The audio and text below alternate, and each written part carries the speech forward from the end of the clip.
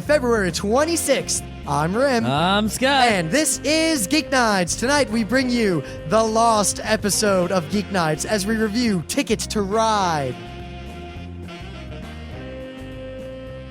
Let's do this.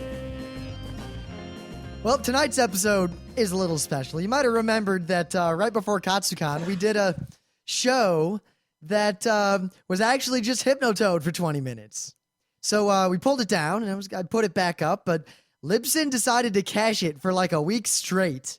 So there was no point at which I could upload and allow everyone to actually download the real episode.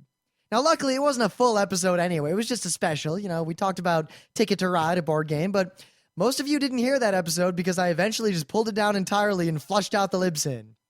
Yeah, we made an episode of Geeknights. We tried to upload it. Rim screwed up. It failed epically. He just deleted the episode and took it off the internet. It's like it never happened. Because there was no other way to fix it. So some of you have listened to this. Most of you have not. So now, we're going to put it back up. By the power of magic and Grayskull, I bring to you our episode on Ticket to Ride. But because that episode, you know, getting ready for Katsucon was just a special anyway, we're going to record some news and thing of the day right now to kind of make up for that a little bit. And then I'll go back to playing Professor Layton.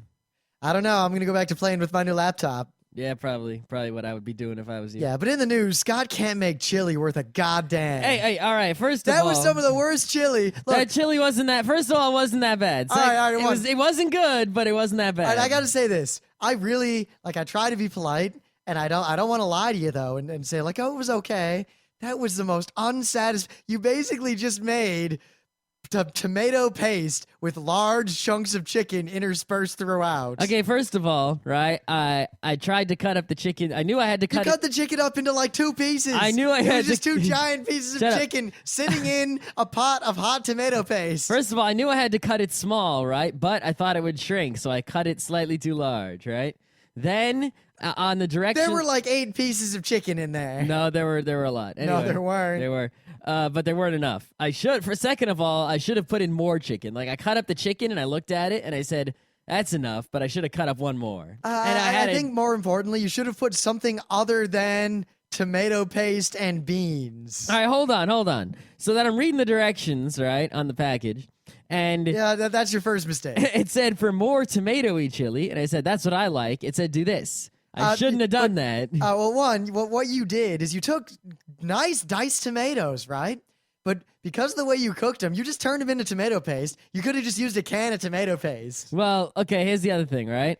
So I'm cooking it, right? And, you know, it was going all right.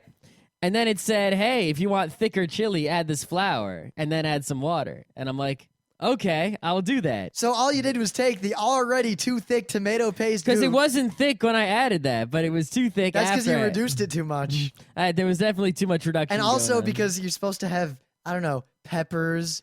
Okay, onions, first of all, right? First of all, I got to tell you, the directions didn't say to add that. But second of all, don't follow the directions. Well, second of all, I realized after I already had the stuff going on that I should have done that. But then it was too late. You got to do that first when you're like, you know, browning or cooking the Actually, meats. you can just toss it in at any time and it'll be fine. No, it's no good. Having made many successful chilies, it is not hard to make chili. Yeah, it's not hard. But anyway, it well, doesn't make the chili. First you of all, presented evidence to the contrary of it not being I made hard. good chili before. This was like... The chili in the can is better. I'm sorry. No. I can't. I'm not going to say this is a great chili, but it wasn't. To you. It wasn't as bad as you're you're saying it is. And next time it will be awesome because I have learned. Do you want me as a man to lie to you and say, yes, Scott, that was an okay chili. I don't feel bad for having eaten it. It did not entirely unsatisfy me to the point that I feel like I should eat a different dinner. It wasn't that bad. Yes, it was. No, Good it God. It was just a little bad. Anyway, speaking of... Next time, I'm going to make the awesomest chili. You have no idea. We'll see. Plus, I think that the shotgun Willy is superior to the other bag. You just spice chili. You don't need a bag. I'm just saying. You just make it. The bag of chili powder is just chili powder. No, there's more to it. Yeah, not much more. It's all about the number of alarms. And you can just kind of wing that. Don't worry about it. Next time it's gonna be. Judge it after what happened today. I think I feel justified in fact worrying about it. What the hell? You think because I made a great chili last time? And now, When was that? weeks ago. Weeks ago. Oh, was it? Was it really weeks ago? It was some number of weeks ago. Yes, a number of weeks ago. Probably a number greater than 50. No, not that many. Anyway, in other sad news, Gen Con. Now, there are two parts to this story. I'm sure a lot of you have heard rumors or seen some articles, but point the first, Gen Con, that venerable old... I feel like we talked about this already, but I'm not sure. That venerable old convention of people who like to play role-playing games and such, filed for bankruptcy for various reasons. Now, point the second, actually only one reason. The fact that Lucasfilm is suing them. Oh. Now, the details of the it's hard to lawsuit... get sued by Lucasfilm. I mean, as all the bad things you can say about them, right? The only good thing... Well, there's some good things you can say about them, too. But for all the bad things you can say about Lucas and his empire is that he kind of lets people make Star Wars shit. So... he lets people make fan films and he lets people make fan arts and he lets you go nuts with the Star Wars. Well, so, a lot of people are really kind of rallying to Gen Con's side and, oh, those bastards. Yeah, at he Lucasfilm. lets those people do their costumes at the conventions with But their... I'm curious as to what actually happened because like any sort of lawsuits like this don't just suddenly spring up. Yeah, I mean, you got to do something serious to get them to sue you. It's more that a company like this wouldn't just out of the blue file a lawsuit. There has obviously been some sort of ongoing dialogue between Gen Con and Lucasfilm. They were unable to resolve their differences, and Lucasfilm, having no other recourse, has filed this. Now, the 4 complaints are very interesting. Number 1 is that Gen Con has failed to uphold its legal obligations in terms of financial reporting, accounting, and payments to Lucasfilm. Mm. Now, this is mostly in regard to Celebration 4, which was a Star Wars convention run by Gen Con or something like that. So they ran a Star Wars convention. Apparently, Gen it wasn't... Con is a convention-running company, but they were supposed to pay Lucasfilm for the right to run the Star Wars convention? It's more complicated than that. All right. That you could read the full complaint if you want. Okay. But I didn't even care about Celebration 4. I barely even care about Gen Con anymore. Now You that care about Gen Con? Even a little? I used to really want to go, and as time went on, I cared less and less. I feel never like, cared. Why not? It's a big gaming con. There's better gaming cons. When was the last time you went to a gaming con? Too long ago. Point the second. Now, this one's extra interesting. This is Lucasfilm. Going to PAX. PAX is all that matters. This is Lucasfilm twisting the dagger a little bit. Gen Con did not give auction proceeds to Make-A-Wish Foundation as they had agreed to. I'm not a fan of Make-A-Wish Foundation. Why not? Well, what do you have?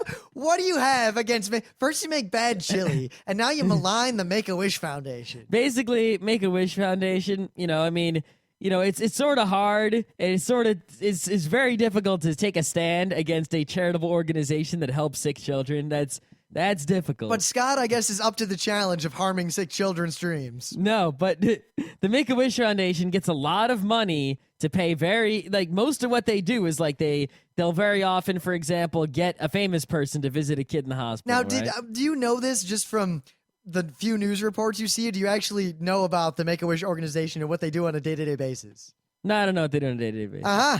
But I just think that, if you're going to help sick children, you could spend the money on, medicine instead of well, I guess we should get rid of wishes. Penny Arcade's charity because obviously it's just entertainment. No, because kids.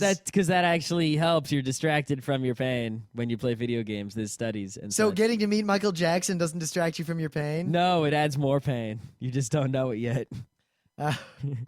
Okay, well, I guess Scott is entitled to his somewhat uninformed opinion on the Make-A-Wish Foundation. I'm not against them. It's not like Make-A-Wish Foundation is evil. I just think there are better charities.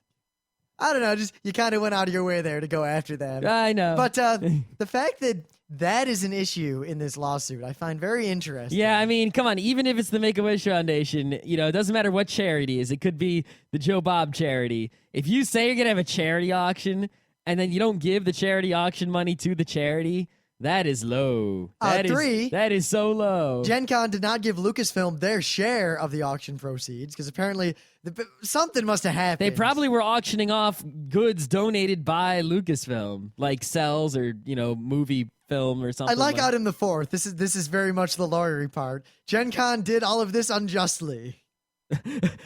Okay. I don't know what Now- that's supposed to mean. My guess, my take on this, because I've seen this happen with other conventions before, especially fan conventions are very often run by people who are not necessarily full of business acumen and may or may not actually just be fans. They're but very unprofessional.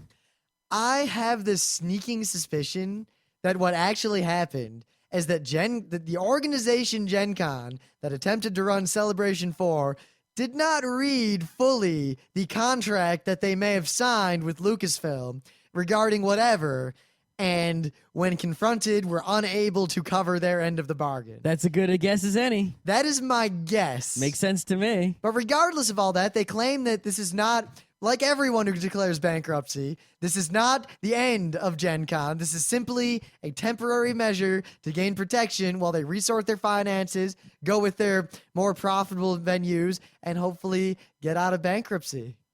Uh-huh. Yeah, I'm Well, sure. actually, all their events are continuing to be scheduled and are planned to proceed. Yeah, but even so. I mean, that is the way bankruptcy is supposed to work, is theoretically you're supposed to be able to get out of bankruptcy. I would like to see statistics, just like overall, like, companies and people, like, separately, like the percentage of people and companies going into bankruptcy and then how many of them get out. That would be very interesting to see. Like, because, I mean, technically, shouldn't you try to, like, raise the percentage of people getting out of bankruptcy, like, as high as possible? I mean, if everyone who goes into bankruptcy stays bankrupt, then is bankruptcy really working as a law? Not so much.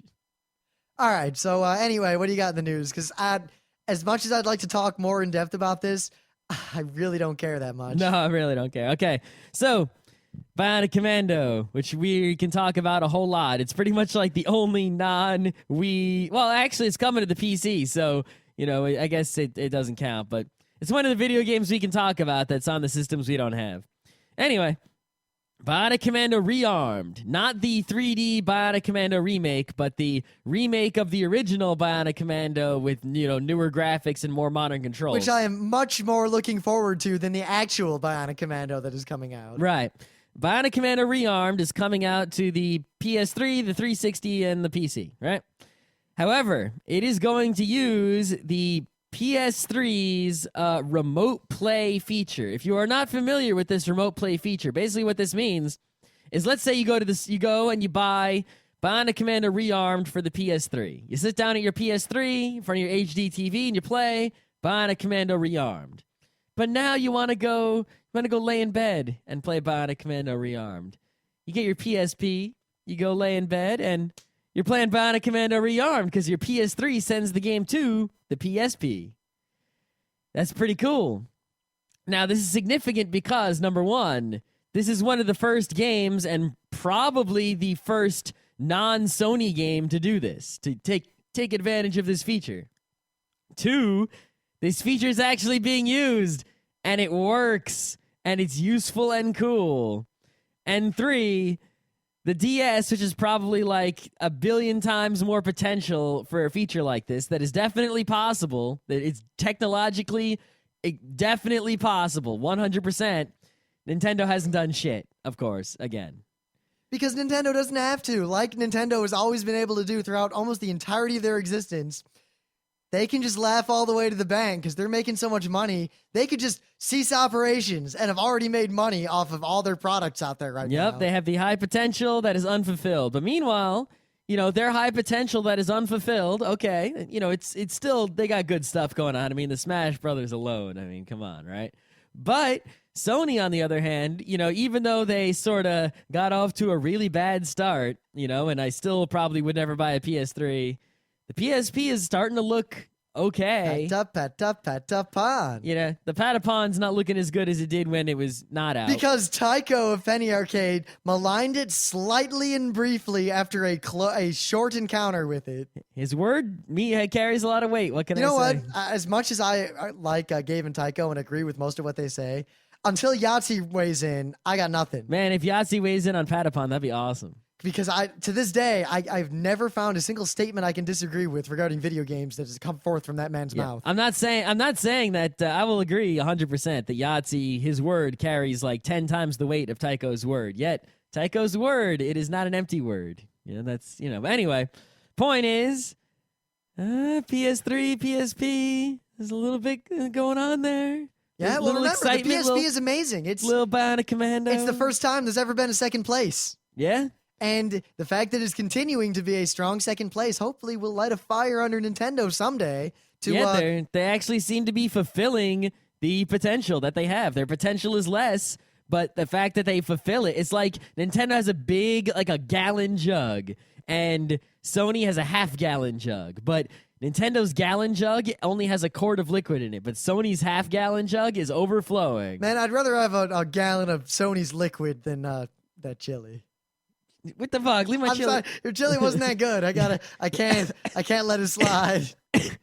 It definitely wasn't that good, but it wasn't like horrible poison like you seem to be saying. We'll get a neutral opinion later.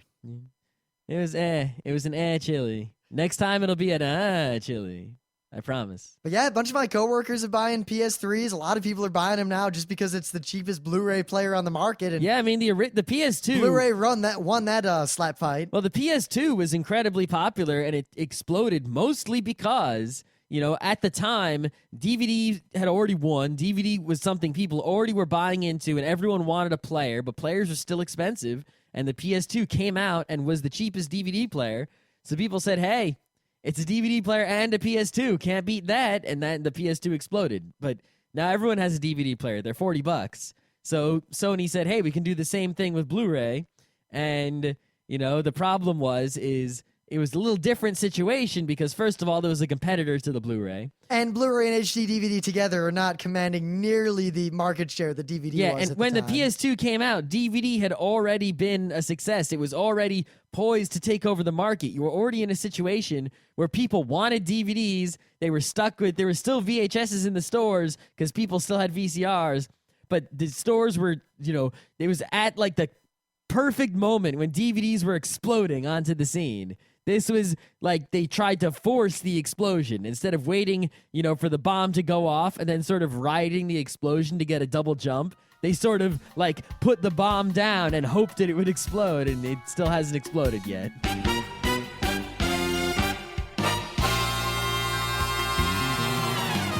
But anyway, we'll get some things of the day out, and then we'll air that lost episode of Geeknights. Yep. So, my thing of the day, this is real short, real sweet video of the guy who wrote the Portal song, still alive, performing it in Rock Band with some other people who are moderately famous. And the performance is pretty ass, I gotta say. The video is not that great. All I want to point out is that it's amazing the kind of currency that the Still Alive song and Portal pull, because you can have, you could go to a convention, a gaming con, and just go up on stage and just start reciting random lyrics from that song, and the crowd would be cheering and screaming. Yeah. I mean, this it's is a like good, such it's an a, example of that. Yeah, it's a good song, but people are going way crazier over it that I don't feel it that strongly. Well, that's because Portal was that way. I mean, people are still making cake jokes. I know, people just like at Katsucon, I was sick most of the time, yet people were yelling, cake is a lie, cake is a lie. And I'm like, it's not funny. It's not, it's social currency. People are buying in and saying, look, I am a fan of that thing. Check it out. Yeah, You're I also wore a fan. Portal shirt one day because I am a fan of that thing, but You used to be that way. Don't pretend you're beyond that. There was a time when we would walk around Otakon No, yelling I'm not. Leroy. I'm not beyond that. It's just this particular one, the yelling of cake How is a this lie. different than yelling Leroy? It's not any different. It's just this particular one doesn't do it for me. That's what I'm saying. But Leroy still does? Oh, Leroy Jenkins. Even though I hate World of Warcraft.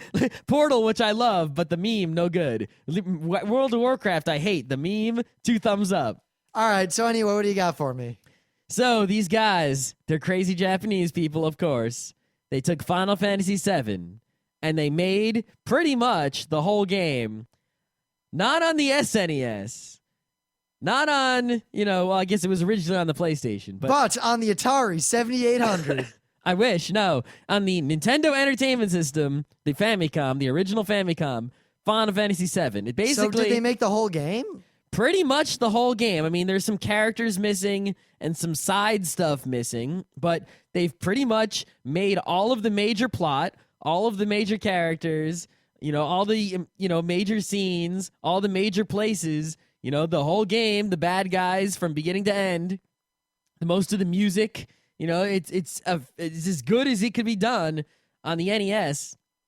You know, and it's Final Fantasy VII. And it's on the final. It's I'll warn you, as cool as this is, the video is not very entertaining to watch because it's very slow and full of a lot of combat. Well, there's a lot of other videos and, you know, screenshots and all sorts of things. You can download the ROM and play it yourself if you really want to. But, you know, this is on every gaming website. You know, I just had to talk about it just because it's so amazing. You know, they took a game, you know, like a 3D game from, you know, one time period, and they ported the game to an older engine. It's kind of it's quite a feat, and it's definitely even if it's not worth playing, you know, because it is in Japanese. I'm sure there'll be an English translation eventually. But hey, I played a good chunk of Final Fantasies 2 and 3, not in Japanese because I didn't have the right character sets or anything. Bad translations. But it was translated up until I walked into the first town and talked to some ninja, and the ninja said, "Gobbity googity gobbity sword gobbity orb sword." Awesome. And I said, "Fuck." And I kept playing for a while. I kept playing that game for a while before I gave up because not knowing what people say makes Final Fantasy hard. Real hard. Yeah. What do I do? Where do I go next? Blubbity blubbity. Especially since that game had a talk to people to get the keywords to ask other people to learn other things. Yeah. But anyway, you should check this out. It's pretty amazing. It's everywhere on the internet. Whatever. So thus, without further ado, I present to you the lost episode of Geeknights where we review Ticket to Ride. I don't remember what else we say. I don't remember anything from this episode. I hope you like it. For the uninitiated, you might wonder, how come there's no music right now? How come Rim's just talking? That means it's time. It's another Geeknights special. I love how we use the word special, and special is supposed to be a good thing. Like, it's a positive word, special, but really a special episode is where we're lazy and the episode sucks and doesn't have a news or thing of the day or anything. Yeah, special means, for whatever reason, we're tired or busy or preparing for Katsukan. So as a result, we don't put together a whole show. We kind of just do something. So if this is your first experience with Geeknights, I highly recommend you listen to any other episode that does not include the word special in the title. Well, this isn't a bad episode. It's just that it's not going to familiarize you with the format. It is not representative of what Geeknights is. Much like when I listened to another podcast a long time ago, and I remember telling Scott, who would recommend it to me, man, that thing sucked. And we eventually discovered that I listened to the one random episode that happened to have had two guest hosts. Yeah. This is sort of like, imagine if you meet someone for the first time, they make their first impression on you when they're completely plastered. That's what this is. So, that's kind of like when I met Daryl Surratt the first time. Something like that. All right. Yeah, so Katsukan that we're preparing for is this weekend, as in February what? In the Omnishorm Hotel in Washington, D.C., on the weekend of Friday, February 15th through Sunday, February 17th. 2008. Yes. Not any other year. I don't know. You could be listening to this in like 2010. For all do I know, right? But yeah, we are going to be there doing crazy amounts of stuff.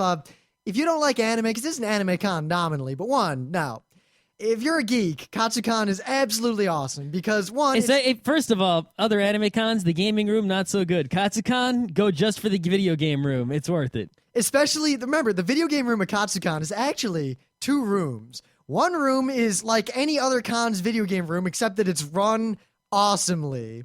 And the other room is our room. By our room, I mean at the front of the room is us playing music and chilling with our Atari 7800. Oh no! And he's busting out the kaboom. The rest I'm gonna bust out the pitfall. The rest of the room is well, let's see. These are arcade cabinets for games like, I don't know, Rampart, Street Fighter 1, Root Beer Tapper. Oh, Root Beer Tapper. Dig Dug. Root Beer Tapper's the best Circus Tamer. Oh man. Rampart. Yeah. Rampart again. Seriously, Katsukan is like the esteemed convention for esteemed gentlemen who happen to be geeks. And if you like video games, Katsukan is going to be up your alley. Rampart. But anyway, how many times we got to say Rampart, do you think, before it's funny again? We've done a show on Rampart, Oh, right? did we? We did, didn't we? We better have. Surround castle to stay alive, Jinx. Yeah, okay. Good job, Blue Commander. Red Commander needs food badly. Well, wrong game. They might have the gauntlet working this year. Run, Red Commander, The gauntlet run. wasn't. They had gauntlet last year. Wasn't working too well. As in, it wasn't working. You know what they should have? I want the old D&D game. Oh, the walk sideways one. Yeah. And if that was on free play, oh my god, I'd be clericing it up using my Sticks to snakes. sticks to snakes. Nothing but. Oh, and also of course my turn undead. You know that I think is the same from Saw Bob. Oh, if they brought that, or the Ninja Turtles, or the Simpsons. Yeah, but They should just have all 4 of those games: the D&D one, the Simpsons, the X-Men, and the Ninja Turtles lined up with free play. I would not move from that spot. I'd be like, Scott, it's time to do this panel. like Scott, Ninja Turtles. main events, the Late Show. You're interviewing. Fuck it, whatever. Someone. Ninja Turtles, man, Ninja Turtles. All right. Right, so Katsukan. As a result, we totally copped out tonight. We're going to talk about board game real quick. There's not a lot to say about it. Ticket to Ride. All right. It's fun. Ticket to Ride is this game that sort of busted out and became really popular a year or so ago, maybe 2 years ago, and I can't even keep track anymore. And the reason it busted out and so popular is because it has many game mechanics that basically they make the game really fun, and they could be used to make the game really good, and in some ways they are, but in some ways they aren't. Yeah, I mean, think of it this way. The real secret behind this game's success is that it's so incredibly simple to learn, incredibly accessible, and it's a train game. But before you go, and stop listening and shoot yourself, there are, in fact, 3 different kinds of train game in the world. And Whoa, 3 now. Now, Ticket to Ride is the special last kind I'm going to talk about, but when most people think of train games, they think of games that involve wax paper, grease pencils, crayons, and crying. Those games require a special kind of person to play. They do indeed. Then there's games like Railroad Tycoon or Age of Steam. I was about to say if the you're masochistic Railroad Tycoon. That's probably the only game I've ever played in my life that has not a single catch-up mechanism whatsoever, and in fact kicks you out if you're not doing well enough. We should learn how to play it. I did learn how to play it. I lost. Learn how to play it well. So this is a special third kind of game in that. And we're starting to see more of these every now and then. Like, they're starting to creep Turn in. and Taxes is very similar mechanic-wise. Yes, but basically, it's not really a train game. It looks like a train game. It's themed like a train game. It smells like a train game. The board is trains. You take little plastic trains and you make routes, and you think, hey, it's a train game. No, this is actually a card game with a complex scorekeeping mechanism built into the board. That is mostly true. It is a set-building card game. And there is not a lot else to it. There's a little bit of tactical stuff. That's quite similar to what was that? Was the Mare Nostrum was the game? I think so. That was also the card game where the boats didn't really mean that much. But then there's like Moiter and Verator that just straight up only have cards. Yeah, these aren't too similar to those. I know, but I point out that those games didn't sell so well. Well, Moiter and Verator were never put out in English. Yeah, They sold well in Germany. Everything sells well in Germany. Right, anyway. Yeah, so the way Ticket to Ride works basically is, and this is also the reason the game is so fun, I'll get to after you'll see maybe when I explain the rules, right? There's a board, and the board is a bunch of cities, right? And the cities are connected with tracks of different colors, some of them gray, some of, colors, right? And there's some cards. And at the beginning of the game, everyone gets these routes, right? These route cards. And the route cards is special. Like the route card will say something like New York, Chicago, 10 points. Or New York, LA, 25 points, right? Because that's a lot harder, right? And you're trying to fulfill those routes. You want to have your trains of your color going from that one of the city to the other. And what I usually do to win the game is I'll have like a big route and then some small routes. And I will try to in getting the big route, also get the small route. So, for example, let's say I have 2 routes, and one of them is New York, LA, and one of them is, Oklahoma City to Chicago. Sault Ste. Marie, Sault Ste. Marie. To Sault Ste. Marie, right? So I would go from New York to Sault Ste. Marie to Oklahoma City to LA. That way I can accomplish both with the minimal number of trains. It's the basic strategy of the game, right? Well, strategy, I mean, it's one of those games where pretty much the strategies... It's kind of obvious. You look at your routes and you think, what is the most optimal way to get these? And then you think, all right, now, in addition to that, who is going to be trying to get in my way and whose way should I get in? Yeah, and you basically try to accomplish your routes in the least amount of time possible with the least number of resources, right? Now, on your turn, you have 4 options. You can either draw train cards, you can put trains on the board by spending train cards, you can draw new routes. Like, if you finish all your routes, you can draw new ones, which means you're probably going to win. Or you can, I guess that's a special option in the Europe one, because I'm looking at the Europe rules. The train stations. Is that an option in the other one, in the original? I don't remember. I don't remember either. Well, we'll talk about the train stations later. See how much of an impression this game made on us. Yeah, the train stations are not that important. But anyway. Yes, they are, but anyway. Well, they are, I guess, yeah. But anyway, when you draw train cards, this is the good mechanic number 1. It's a game of good mechanics that don't come together to create the greatest game. It's a good game. Right? It's a fun game. It's a good gateway game. All right, but anyway, drawing cards. There are a bunch of different colors of train card, right? And let's say this green there's a green track connecting New York and Rochester. I don't even know if Rochester's on the map, right? If there's green trains making that connection, then you need green cards to be able to build there, or wild cards, right? So you look, and there's 5 face-up cards and 1 face-down deck. So you can either draw 2 face-up ones, or 2 face-down, or a face-up and a face-down, right? And the thing is, if there's a wild card face up, if you take that, you can't take anything else. You can only take 1. Yep. Now, also, when you build a route with your little trains, you put the trains down. Pretty much like you see a route, it's blue and it's got 3 spaces.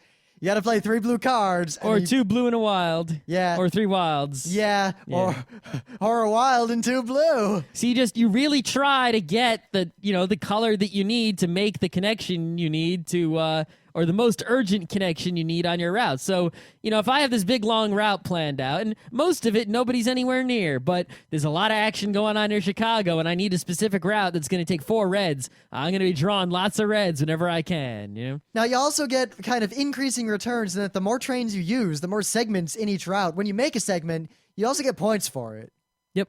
And, you get 1 point for a 1 segment, 2 for a 2, 6 for a 3. Whoa. Or I don't know if it's a scribble. I'm looking at an image. Yeah, it's like, depending on, it's 10 for a 5 and 15 for a 6. Yeah, since the map is such a big web of all these different, routes, you can get from point A to point B like going 3 or 4 different ways. So the game sort of encourages you to go the ways where there are longer stretches of track between dots, and you'll get more points that way. But then again, it'll be slower and you have a better chance of failing, because in the places where there are shorter tracks, there's a lot more dots. So there's a lot more alternate routes if someone comes in and screws you.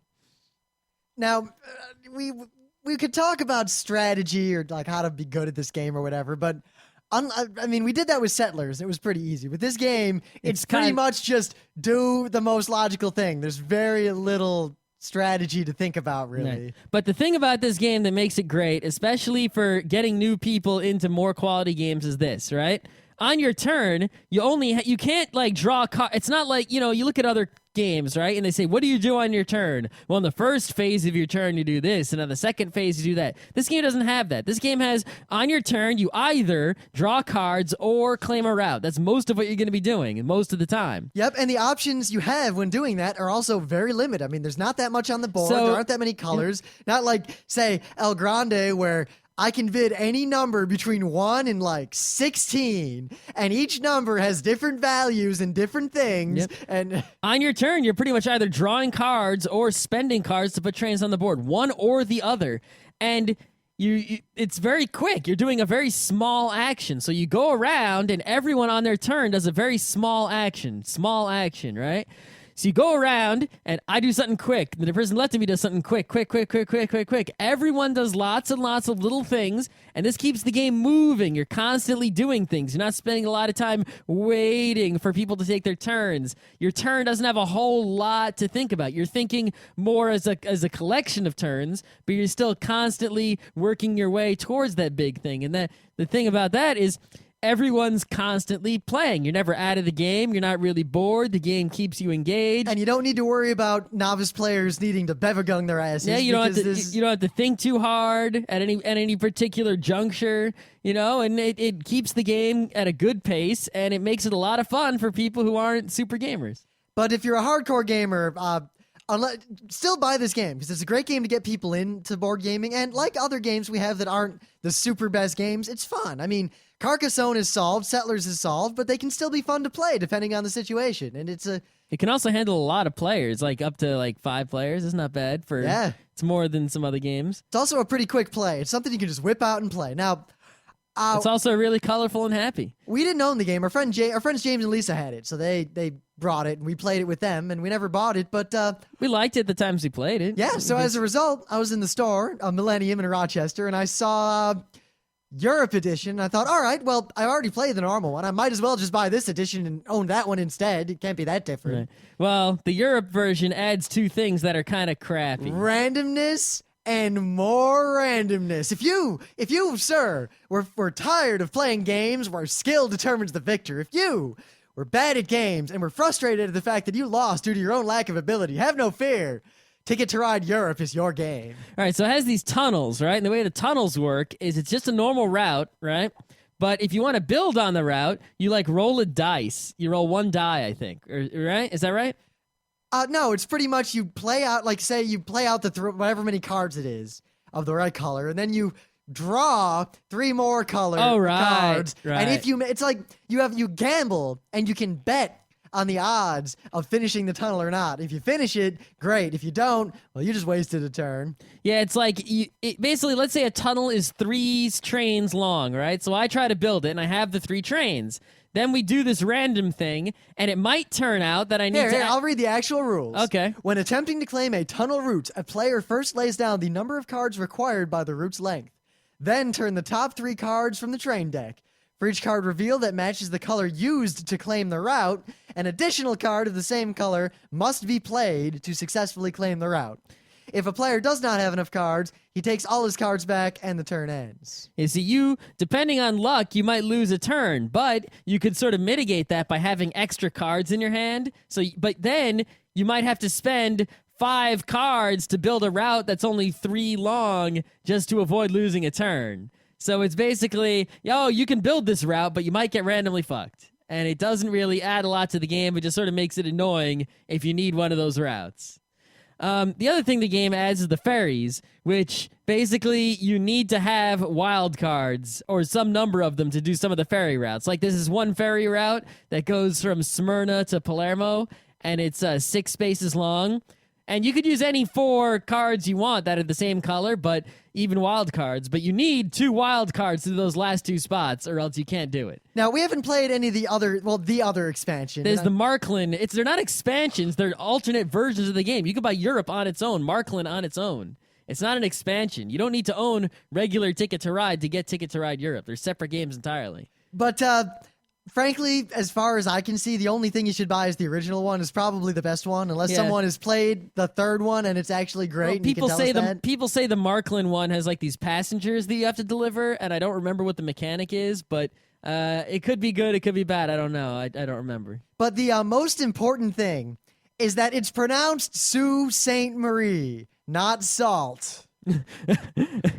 Also, green trains are the best. I don't know. I'm highly partial to the bright, searing blue.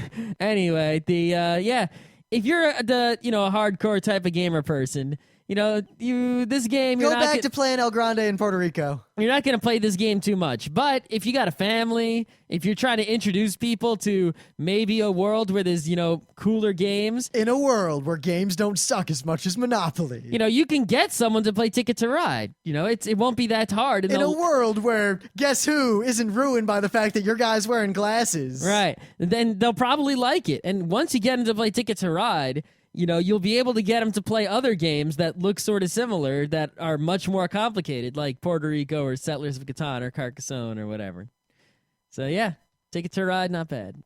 And on that note, I gotta finish preparing for Katsucon because we're doing a lot of stuff at this convention, and we're leaving tomorrow. Well, I guess Thursday the day morning. after tomorrow. Yes. But I'm pretty much gonna come home from work, look at my things that I'm going to be doing stuff with at the con, put them on a laptop, and then go to bed. Yeah, something like that. And then the next day, me and Pete going to play some Advance Wars for 5 hours while Scott drives. Well, you know what else you going to be doing? What are we going to be doing? Buying gas. That's fine, whatever. All right.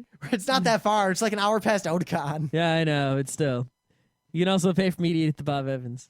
Oh, that Bob Evans. That Bob Evans saved my life. It saved my life as well. But that's a story for another time. Stay tuned tomorrow night. The story of Bob Evans. Where not only are we going to tomorrow night talk about Katsukan and everything that's going on there, but we're going to review something important. It's one of those, Anime World Order, they're a big anime podcast, and other podcasts that review things. There's always those big ones, the big names that they're almost afraid to review. Like, I don't think I could do it justice. And you wait and you never actually do it. Well, we're doing it, so I'm not going to say what, but it should be pretty obvious that tomorrow night we're going to be reviewing the greatest animated television series ever created.